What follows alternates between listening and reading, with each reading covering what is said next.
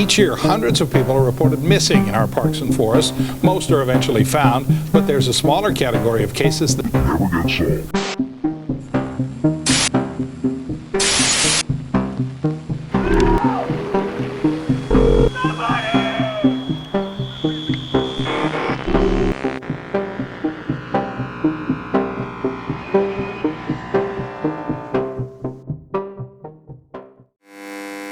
But what adds to Glastonbury's mystique is mystery. There have been several unsolved murders and disappearances in this area, including one which led to the birth of the Vermont State Police.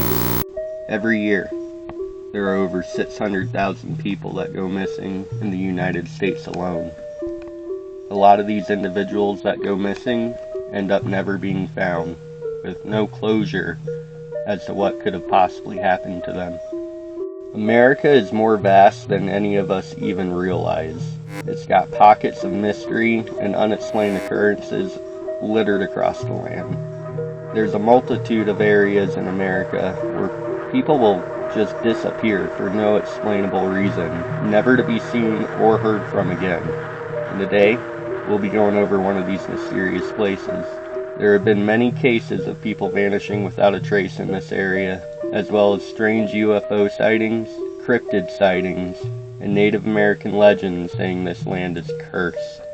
Today, we'll be deep diving 77 years into the past to look into the strange rabbit hole involving a string of 6 individuals that went missing under a series of mysterious circumstances. This is the story of the Bennington Triangle. The Bennington Triangle is a huge stretch of woodlands and vast wilderness near the Glastonbury Mountains of Vermont, and the triangle consists of the towns Bennington, Woodford, Shaftesbury, also including ghost towns of Somerset and Glastonbury. This place is an area known for high paranormal activity, and some believe that this area may be connected to some dark, supernatural force. People have seen many strange things here, including weird lights in the sky and strange creatures. It's also home to many unsolved disappearances that occurred here from 1945 through 1950. But let's start from the beginning. The town of Bennington has had horrible luck from the very start. Starting in the 1800s, it was a mining and logging town, but unfortunately ended up collapsing. Their tourism faded away, and there was a huge flood that destroyed the town at the end of the 19th century, and this bad luck would continue to haunt the area.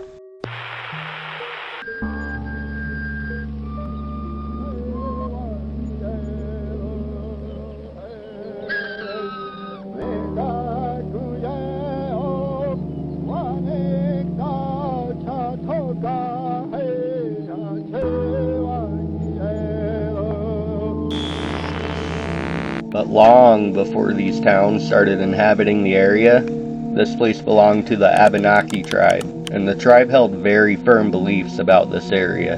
They had their own lore regarding the mysterious Glastonbury Mountain, and believed that their god named Tappledack lived on the summit of the mountain. They also believed the mountain was cursed, not just because of the extreme wind conditions of the area, but they also believed there was a man-eating rock that lived on the mountain that would consume anyone who was unfortunate enough to step on it.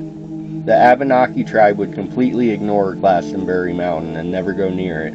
They would only go near the base of the mountain, and that's because they created a burial ground near there. Some of the reasons for them keeping their distance from the mountain would be the strange legends and creatures that inhabited the area. Some even say that the Wendigo resides here at the Bennington Triangle as well. Before any of the disappearances even occurred, there were some unusual crimes that happened here, one of which is still unsolved to this day. One man ended up taking the life of his co-worker, saying that the voices in his head told me to do it. Another one, a man of high standing in the community, was mysteriously murdered as well, and that's the case that remains unsolved to this day. Bigfoot's been sighted here for over 200 years. Well, at least that's as far back as the accounts go. One of the earliest occurrences of Bigfoot phenomena around the area was in the early 1800s. It involves a man transporting people in a stagecoach through the woods when the man noticed something peculiar on the road he was traveling on. What he saw was a giant footprint in the mud, far too massive to be a human's.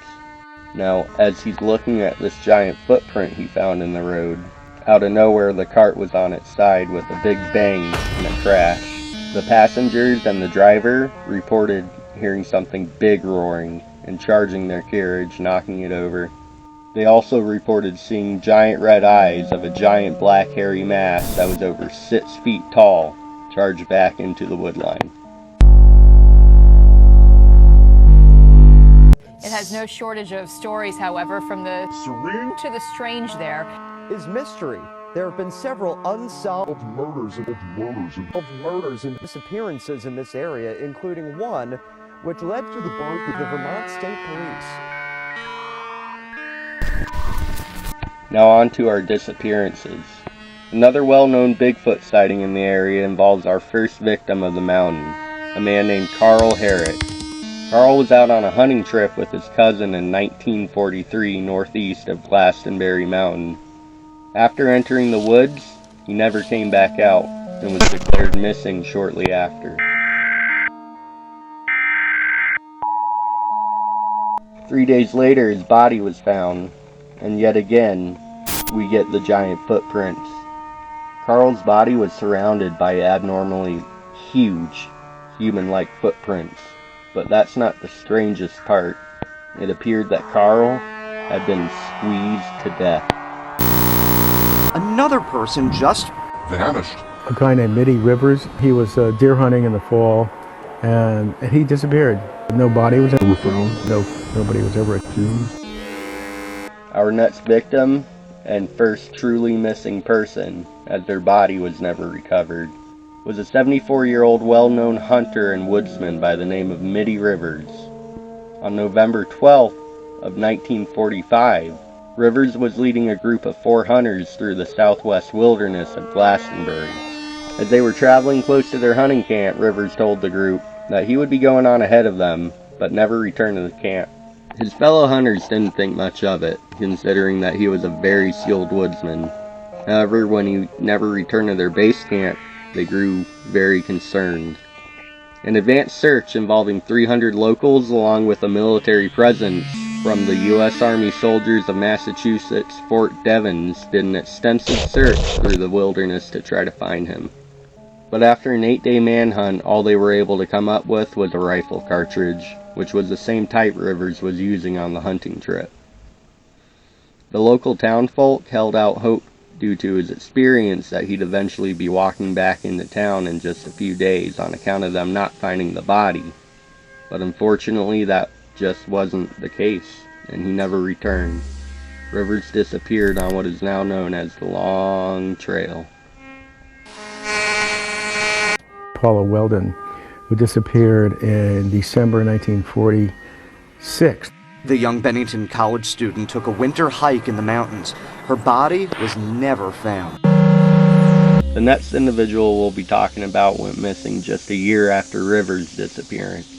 On December 1st of 1946, a young girl named Paula Weldon, who attended Bennington College, planned a hiking trip at the Long Trail. She had let her friends in college know that she was going on this hike, and many other people saw her leave as well.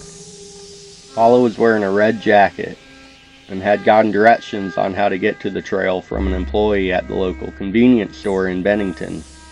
Got a ride to the trailhead from an acquaintance by the name of Lewis Knapp, and off she was. Sometime into her hike, she ends up passing an elderly couple who were also enjoying their hike. This would be the last known sighting of Paula, and the elderly couple reported that they were walking about 100 yards behind her for a good while, and noticed she just completely vanished while Paula was turning a corner. Just like that, she was gone. No one was the wiser until Paula failed to show up to her college classes the following morning. Right away, a search party was formed, led by her father and the local police force. They had 1,000 people searching for her, aircraft surveillance at their disposal, even a $5,000 reward and help from the FBI. But given all the help and resources they had at their disposal, not a trace of Paula was ever found, even to this day. around a corner, and just like that, gone forever.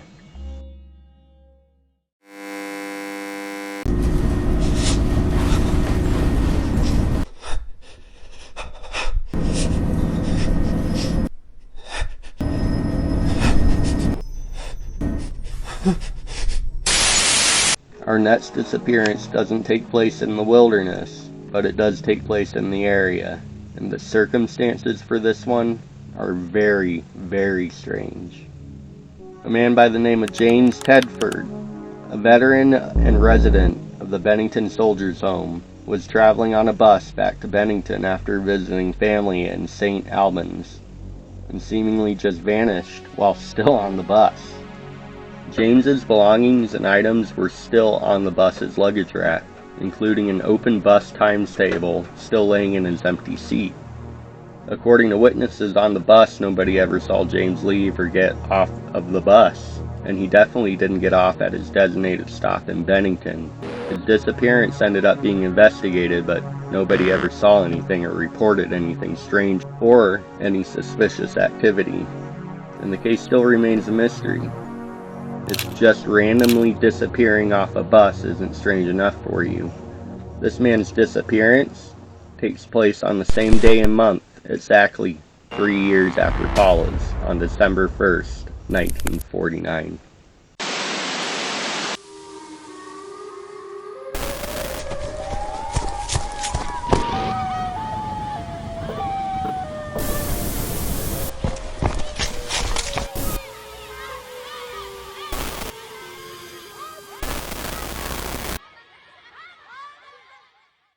Our next missing victim was a young 8-year-old boy by the name of Paul Jepson. On October 12, 1950, the young boy, wearing a red coat, was riding in their pickup truck with his mother in Bennington. She arrived at their family's farm, and the mother told Paul to stay in the cab of their pickup truck while she tended and fed their pigs. After she came back an hour later, Paul was gone. His mother searched and searched around the surrounding area, but she wasn't able to find him. Paul's mother reported him missing, and hundreds of people ended up conducting a search party to find him. They brought bloodhounds to help search for Paul, and they ended up picking up a scent that went straight towards the Glastonbury Mountains. But the scent was unfortunately cut off at an intersection, making the police speculate that Paul could have possibly been kidnapped by somebody. Strangely enough, the boy's father had mentioned that Paul had been obsessing and talking about the Glastonbury Mountains for several days. Kept talking about how bad he wanted to visit these mountains.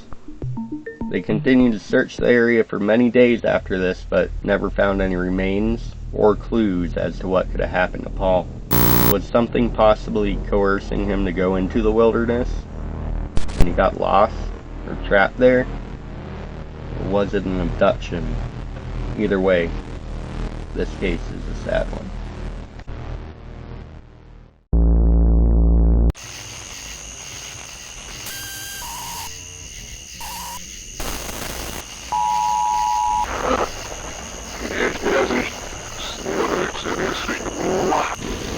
The only thing that's out here that's so creepy, the weird noises and the weird things you hear.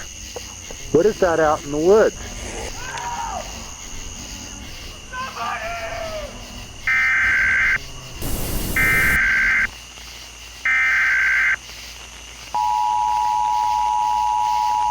Our sixth and final missing persons case was 53-year-old Frieda Langer. She disappeared just 16 days after Paul did, on October 28th of 1950. What was supposed to be a nice family camping trip in the woods near Glastonbury Mountains took a turn for the worse when Frieda and her cousin, Herbert Elsner, decided to leave their camp near the Somerset Reservoir to go on a hike. On their way out of camp to begin their hike, just a few hundred yards from their camp, Frieda ended up accidentally falling into a stream nearby and completely soaked her clothes and shoes. She told her cousin to wait right here while she went back to camp real quick, change into some dry clothes. After a while, she still didn't come back to meet up with her cousin, so Herbert eventually got worried and decided to go back to their camp to see if she was okay. However, after he got back to the camp, Frieda was nowhere to be found and never returned to their campsite. Frieda strangely ended up disappearing in broad daylight, and what's even weirder is that she vanished in such a short distance from where she fell into the water, with no one even noticing.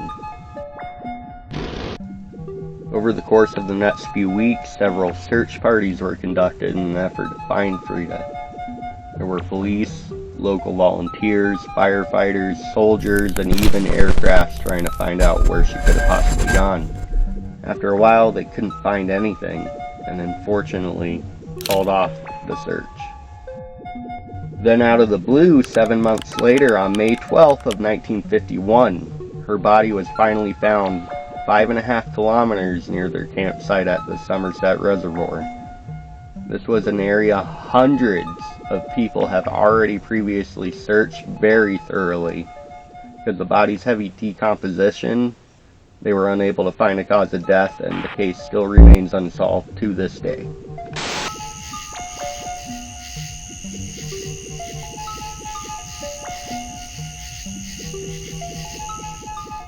Now let's get to modern day. On September 17th of 2019, the remains of a young woman named Jessica Hildenbrandt, ironically nicknamed Red by her loved ones. She was found near Somerset Reservoir, which is the same area they discovered Frieda's body. After thoroughly looking at her remains, the authorities labeled this a homicide. And very recently, in August of 2021, a man by the name of Joseph Schoenig was found in Somerset Reservoir as well, sitting in his red truck with a self-inflicted gunshot wound. These cases all have slight similarities. Most of the victims went missing around the same time of the day in the late afternoon, which was 3 p.m. to 4 p.m. On 2 cases they went missing just 1 year apart exactly, and the color red seems to be a theme in not all, but many of these cases. Why is the color red such a prevalent thing in a lot of these strange occurrences? Because of this, it's somewhat of a legend to avoid wearing red in this area, and it's said that spirits can only see the color red. Could this have any meaning to these missing victims? As we discussed earlier, there are a lot of UFO sightings and Bigfoot phenomena in the area, with reports such things going back all the way to the 1800s. What could be the cause of all these mysterious disappearances and deaths? Could it be rough terrain of the area? Or possibly people lurking and stalking in the woods with bad intentions? Or maybe even something paranormal, unexplained, and out of our control. And there you have it. The unexplained mysteries of the Bennington Triangle. All of these cases are still unsolved, and we hope to maybe one day get a conclusion to this phenomenon. But in the meantime, if you're hiking or spending time in the area of the Bennington Triangle, please be careful and do so with caution. This is just one of many places throughout America and the world where people have mysteriously gotten missing.